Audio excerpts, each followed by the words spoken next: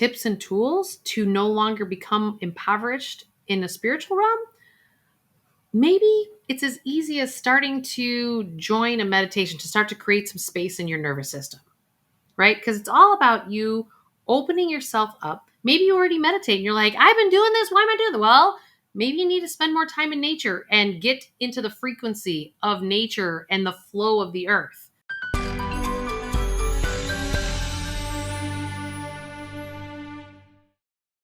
Hey, everybody. We are going to talk about what is your poverty. Interesting. You may be income affluent, you may be asset affluent, and you may be both, or you might not be either one.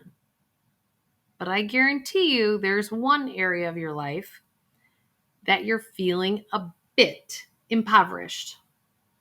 Why? Because we all talk about having this work-life balance.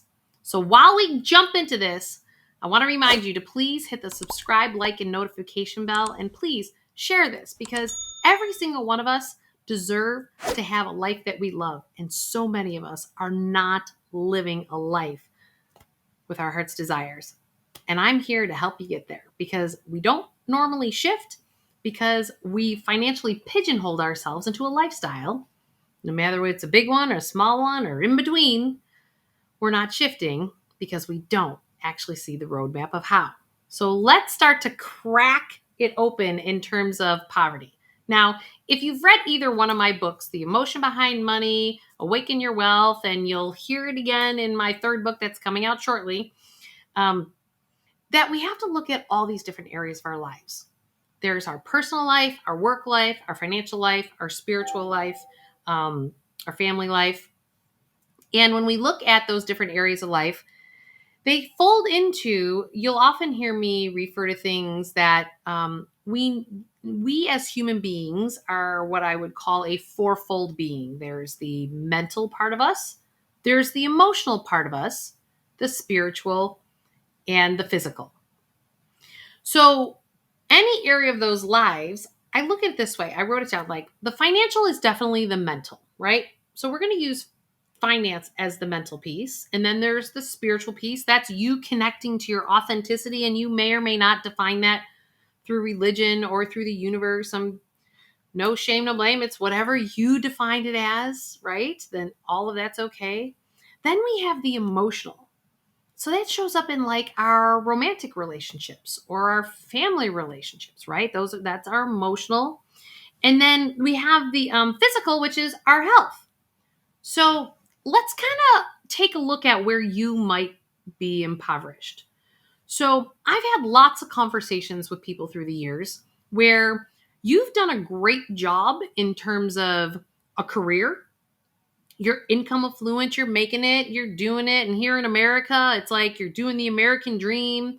You've built yourself up from the ground up and you're income affluent. You're trying to be asset affluent. And these debt levels of house, car, student loans kind of keeps you in this trap and you ebbs and flows and yada, yada, yada.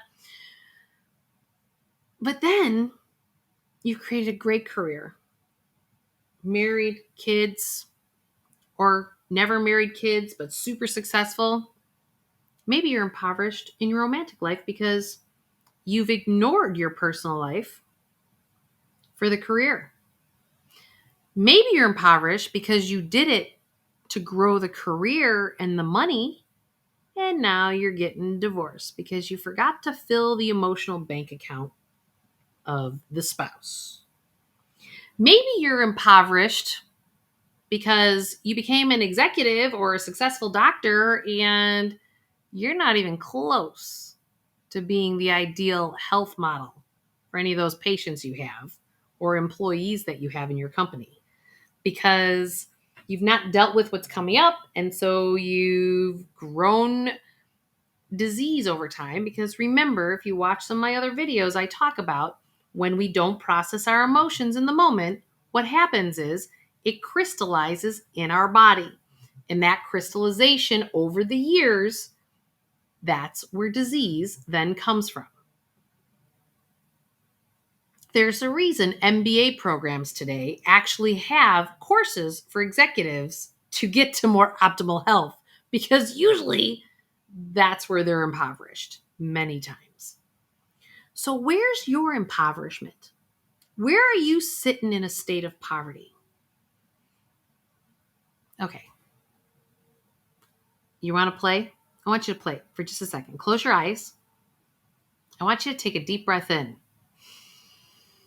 Blow it out. I'm going to have you do that 2 more times. Breathe in. Breathe out. For this 3rd time, I want you to put your hands on your heart. Breathe in. And breathe out.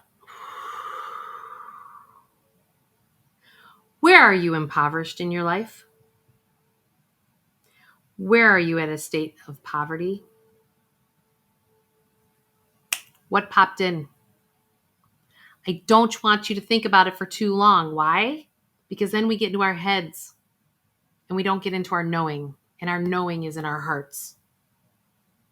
Does that make sense? I need you to get in your heart on this one. Now, when you do, and you drop into your heart, you may actually have a wee bit of a grieving process that occurs. Why? Because you've ignored something about yourself. And you kind of on some level know that you have. And you kind of regret it. But there's no time like the present. We can do something about it.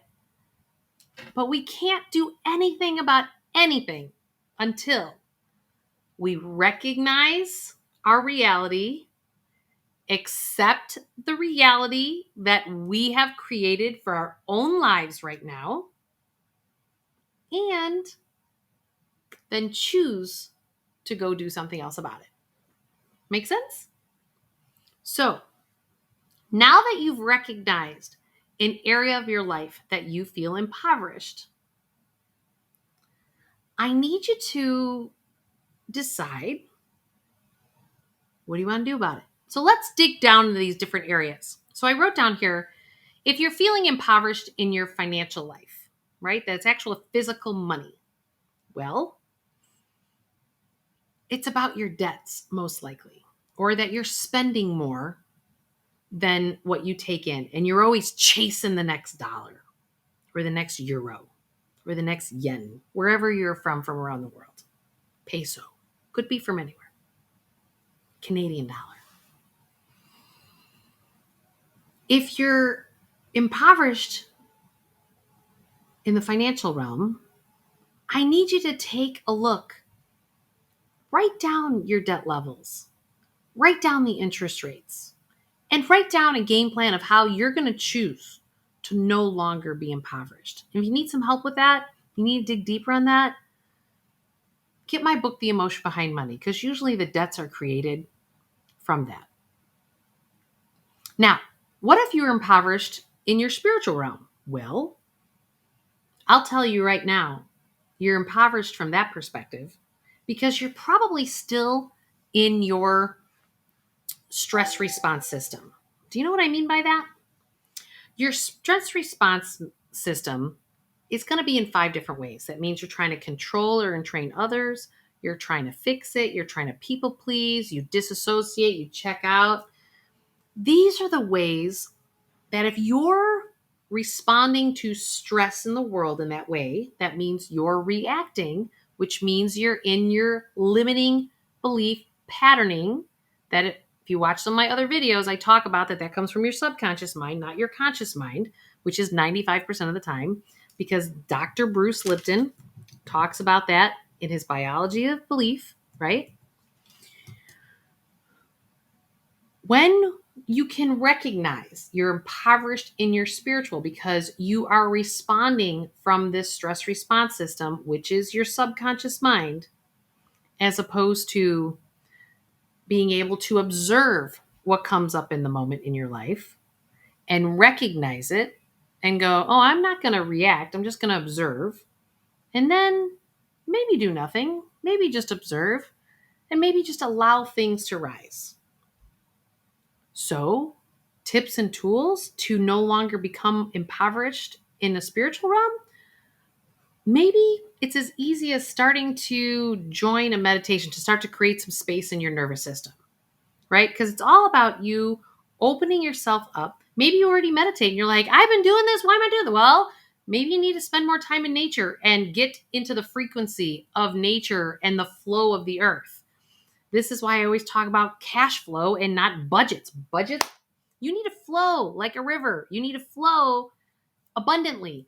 These are the things that I want you to get more in tune with. Now, if you are feeling impoverished in your romantic life, as an example, this kind of goes along with why, if you're divorced once, you get statistically more likely to divorce twice and even more 3 times if you get divorced 2 times because you were married twice before.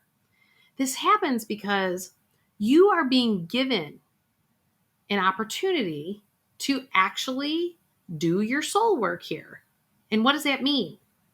Well, if you're attracting the same bird with a different face and a different name, but the same patterning, then you're not doing your work. And this is why you're impoverished.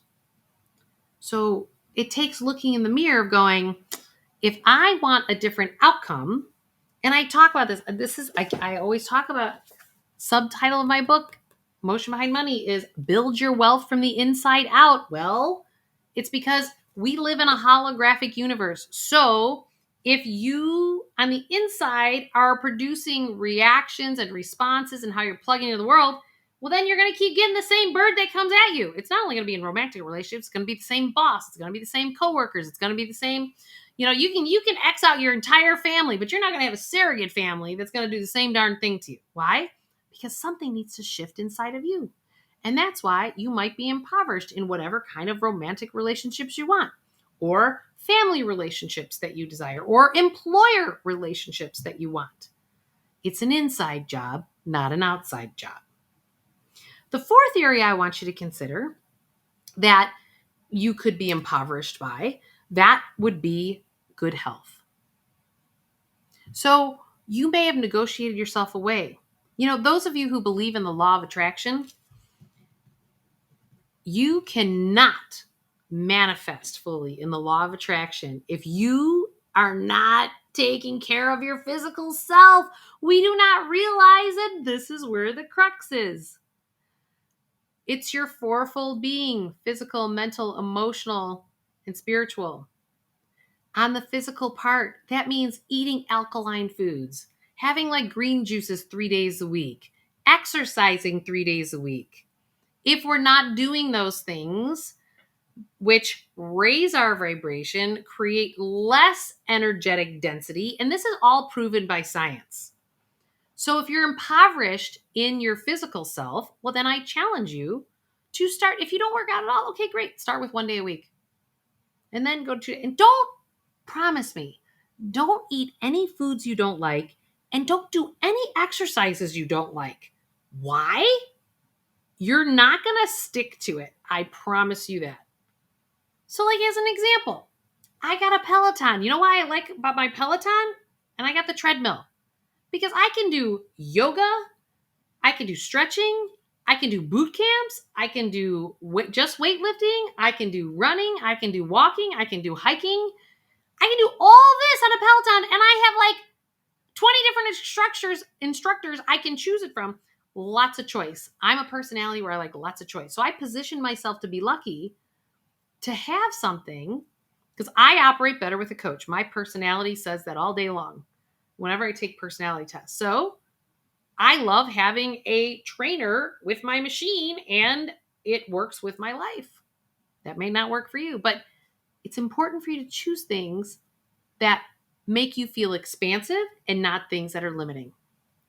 So take a look at which area in your life you are feeling the most impoverished, and start to feed that emotional bank account with yourself, because you will not manifest the financial world that you want unless you're addressing all of those areas. And remember, We live a harmonic life. We never live a balanced life. We're positioning ourselves to be unlucky working for this work-life balance because does anyone ever reach balance? Or are you just creating another suffering cycle because you can never achieve it? It's unsustainable. Life moves and changes constantly. So just get it all in harmony. And then you feel better and you love your life and you're happier, joyful, more love, more compassion, and creating better world, better communities, better households. I am here to help you to get to a life that you love. So please don't forget to subscribe, like, and hit that notification bell because I promise you, I will help you get to a life that you absolutely love. Take care. Bye.